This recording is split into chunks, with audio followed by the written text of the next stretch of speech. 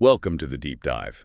Today we're looking at this piece called What a Holiday. It's quite something, really raw feelings captured, in the moment. Yeah, it seems like it documents a vacation that's just gone completely off the rail. Exactly. It's this text expressing, well, a lot of frustration, a real longing to get home from this tropical island. And the language is interesting too.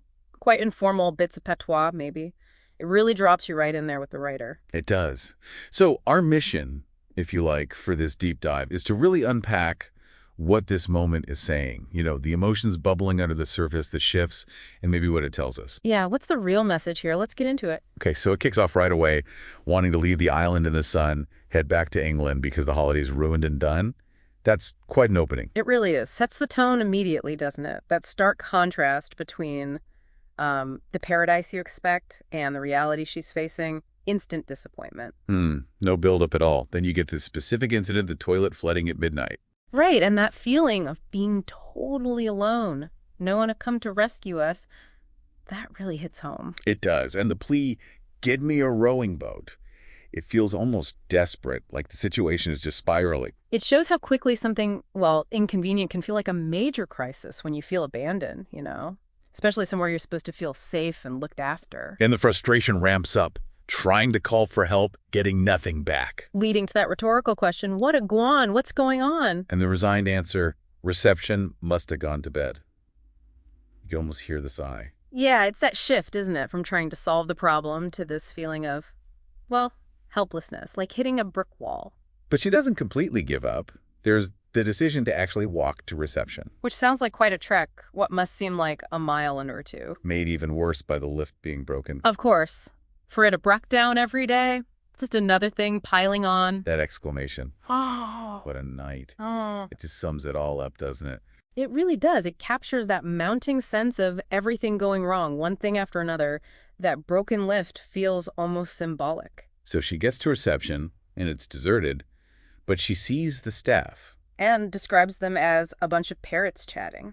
Oof, that really conveys that feeling of being completely ignored, unheard. You feel the anger building there. Me face push up, me angry and vex now. It's so palpable. Absolutely. And then the attempt to explain the problem, but feeling like they just don't get it. Them a look, pan one another like them no understand.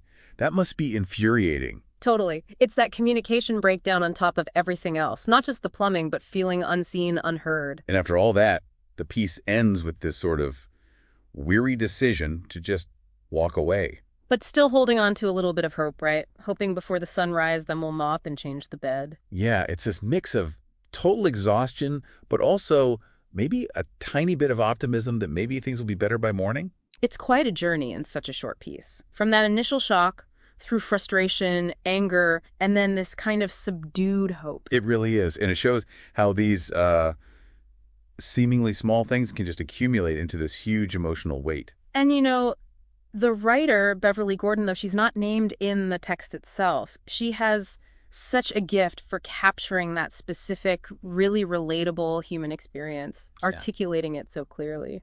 Absolutely. There's a real power in just laying bare a single tough moment like that. We really appreciate her sharing it. It gives us insight, and you feel that connection. Definitely. We'd really encourage her to keep writing, keep sharing that voice. It brings us joy and insight to decipher these messages. It does. So maybe this deep dive leaves you, the listener, thinking, what unexpected feelings or, I don't know, insights might be hiding in your own challenging moments? Something to think about. Thanks for joining us for this exploration.